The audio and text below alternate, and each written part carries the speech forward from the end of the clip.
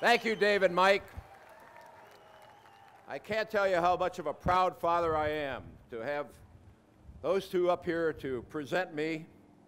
I coached against Dave the last couple of years, and I was very proud to be the first time a father ever coached against a son. He beat me for 30 minutes the first time and 59.5 minutes the second time. And I coached against Mike when he was an assistant with the Bears, and they won that football game. But both of them cleaned my clock now on the tennis court and also on the golf course. They know more about me personally, family, profession than anybody that I could think of, and that's why I was so proud to have them present me. I want to acknowledge my daughters, Donna, Sharon, and Annie. And Mike talked about Dorothy and what a tremendous contribution and influence that she had on our lives.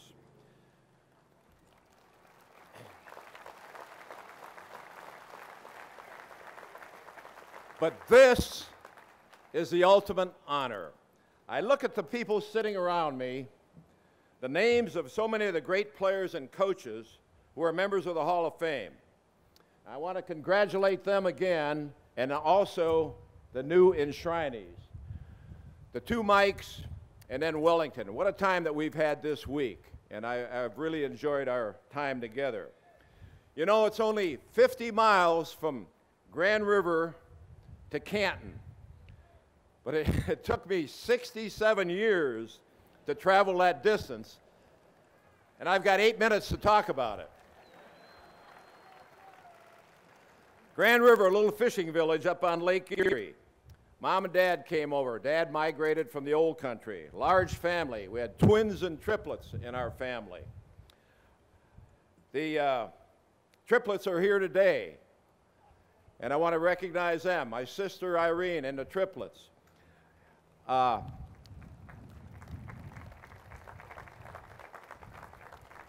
triplets were my first coaching job.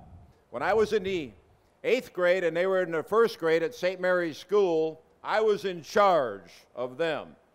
And I had to make sure that they got to school on time and got home on time, and they did the things that they should be doing in school. The parents taught me the early lessons. Believe in God, hard work equals success, straightforward and honest, no free lunches. Paynesville, Ohio was next.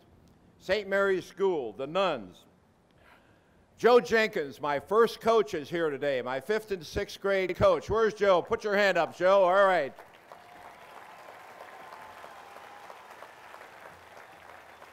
Then came Harvey High School. Don Martin is here today.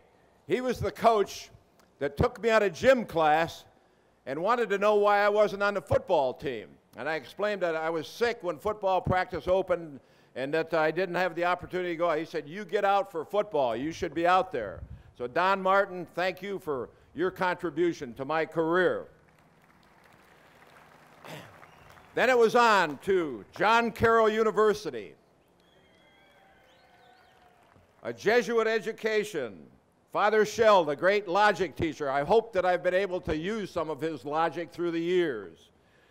A great small college coaching staff. Herb Isley was the head coach. They did everything that the Cleveland Browns did. We were right in the Browns' shadow. Our playbook was the same as the Cleveland Browns playbook. So he prepared me for the opportunity that I had when I was later drafted by the Cleveland Browns. John Carroll played Syracuse University in Cleveland Stadium, and we beat them with Paul Brown and his entire staff looking on. Out of that ball game, I was drafted. Weeb Eubank was a scout or an assistant coach and a scout, and he prepared the scouting reports, and he recommended that they draft us. So Carl Tassif and myself were drafted from John Carroll to the Cleveland Browns football team. And that was in 1951. As it turned out, I was the only rookie to make that team, and then Carl Tassif joined them later.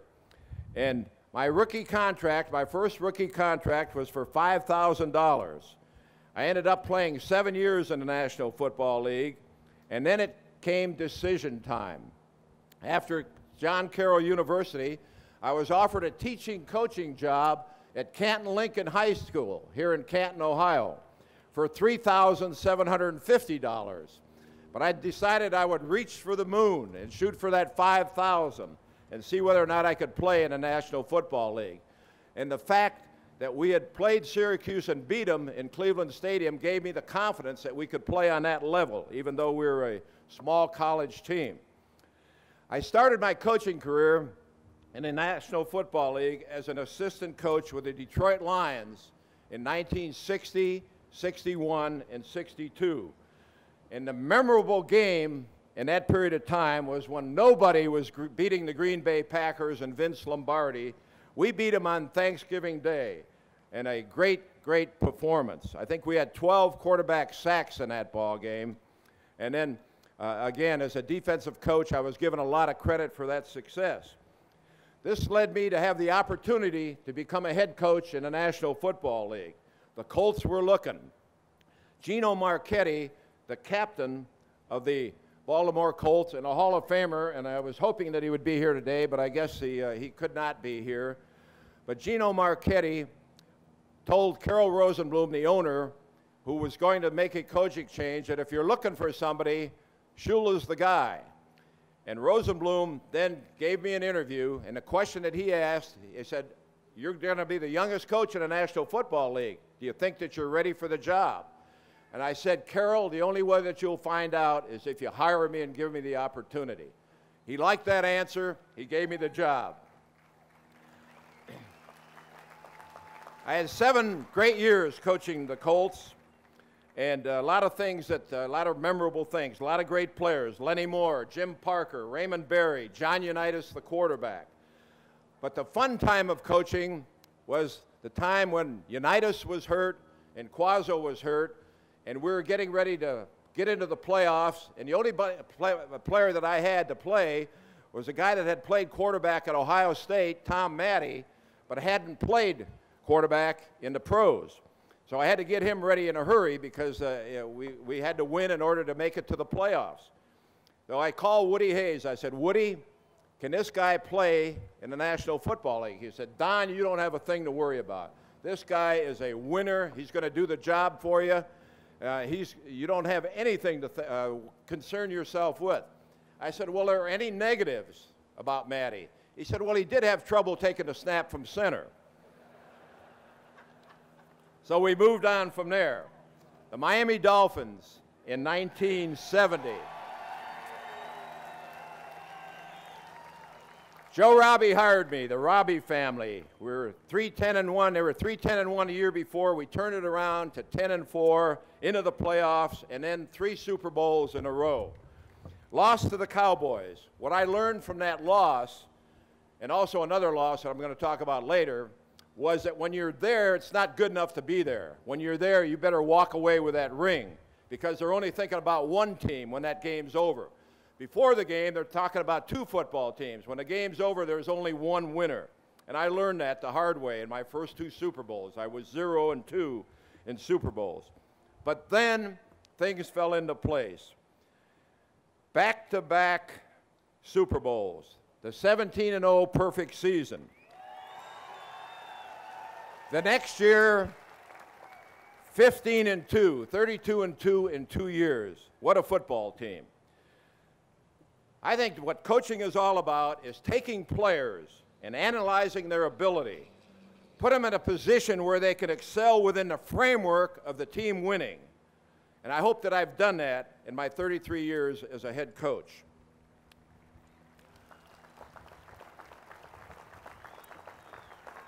The one thing that I know is that you win with good people. The Hall of Famers that I've coached, we got Bob Greasy, Jim Langer, Larry Little, Larry Zonka sitting over there, Paul Warfield. Some other guys offensively that I hope are soon going to be considered for a Hall of Fame. Bob Kuechenberg, Dwight Stevenson. We got Nat Moore sitting out here who's done so many things. And a defense, what a defense, a no-name defense in those years, led by Bill Arnsparger, who's here today, and what a defensive coach. Nick Bonacani, Dick Anderson, Jake Scott, Manny Fernandez, Bill Stanfill. 2 Super Bowls, 32-2 in 2 years. We've got to get a defensive player from those teams into the Hall of Fame, and I hope that someday that we're going to be able to recognize one of those players. And I also want to talk about other players that gave me everything that they had to give on special teams, practice squad, whatever. Their dedication and effort was the main reason that I was able to win so many games. Earl Morrall, I got to say a word about Earl Morrall. When Unitas went down, it was Earl Morrall. I was smart enough to bring him to Miami, and when Bob Griese went down, it was Earl Morrall. The toughest decision that I ever had to make as a coach was after Bob was hurt, Earl led us to the unbeaten season. We get into the Super Bowl. After Bob's healthy, he comes back and helps us beat Pittsburgh in Pittsburgh. And then I had to make a decision. And I made the decision to start Bob Griese. I made the decision to start Bob Griese, and Earl took it like the man that he is. And Earl, thank you for all of your contributions. The present day, for the last 13 years, I've had the opportunity to coach Dan Marino.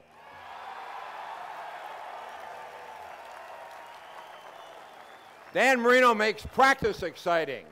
He's broken all of the quarterback records in 13 years. It took Tarkington 18 years to set these records. And I hope and pray that Dan gets the opportunity to wear this ring before he retires. The career highlights, I'm proud of being able to break the record of a man that's meant so much to the National Football League, a record that nobody ever thought would be broken, George Halas's record of 324, and then to end up with a total of 347 wins, averaging 10 regular season wins for 33 years, and the best winning percentage, and I'm very proud of this, of any professional team from 1970 to 1996. The team highlights certainly have to be 17-0, the only team in history, and a special bond is developed with that group of players. They wear this ring with pride. And this year is going to be the 25th anniversary of the 17-0 team, the only undefeated season. The low light in my career, the loss to the Jets in Super Bowl III. Weeb Eubank is the coach here, and what a coach Weeb is. And then they had a quarterback by the name, I keep forgetting, Joe Namath was the quarterback. And what a game that he had against us. And that certainly, but I did learn from that negative experience. I hope the hell I learned something from that negative experience. And I'm also a little bit upset because my career didn't end in a blaze of glory. I would have liked to have rode off into the sunset. But instead, we got beat in the first round of the playoffs in the last game that I coached. And I felt at that time the team underachieved, and I would have loved to have bowed out with a Super Bowl win, but it didn't happen. Some special thoughts. 43 years in the National Football League. The commissioners, Bert Bell was the first commissioner when I broke in. And then Pete Rozelle and the tremendous things that he has done in the National Football League. And now Paul Tagliabue, who is a man that has got a lot of tough problems, but nobody can handle them better than Paul does. The 33 years as a head coach, 7 with the Colts and 26 with the Dolphins. 20 years as a member of the competition committee. Donna, you know I'm going to mention that. And some great people. Tex Schramm, who I have so much respect for. He was originally on the committee, along with the late Paul Brown. Al Davis was on that committee. George Young has been so instrumental in any success that this league has had in a lot of different ways. And Don Weiss, the liaison between the committee and the league, and all of the tremendous times that we had together meeting for those 2 weeks every year, talking about player safety and playing rules. I've only been carried off the field 2 times. One was after the 17-0, and the other one was after 325, and I'll always remember those rides. A lot of special people, family that's here today, and all of the sacrifices and the loyalty and the support, friends that have been loyal in good and bad times, assistant coaches, Chuck Noll was an assistant that went on to win 4 Super Bowls. I mentioned Bill Arnsberger, Howard Schnellenberger, Monty Clark is out here, John Sandusky, Tom Keene, Mo Scarry, Carl Tassif. I'd love to see a Hall of Fame for assistant coaches to get them the recognition that they deserve. The owners that I've had the opportunity, only 3, Rosenblum, who hired me at an early age, the Robbie family, and we accomplished a lot together, and Wayne Huizinga, who's here with us today. And Wayne, I would have loved to have had the opportunity to win that big one with you. I think we'd have had a hell of a time together. The fans that I've been around have been the best. They have been the best. I've enjoyed my relationship with the media over a long period of time. A lot of respect for the great ones that have survived the test of time. They're true professionals in their field. I want to count my blessings. I've been able to do something for a lifetime that I have enjoyed doing. I've had good health, and I've met a lot of great people along the way. What's life been after the National Football League? I've missed the action, there's no question, on Sunday afternoon. Nothing could replace that. But my wife, Marianne, stand up here and let's.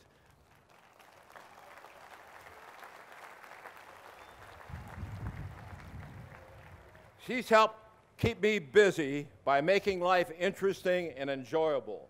Together we have now a combined family of 8 children and 8 grandchildren, and we're having a lot of love and happiness together.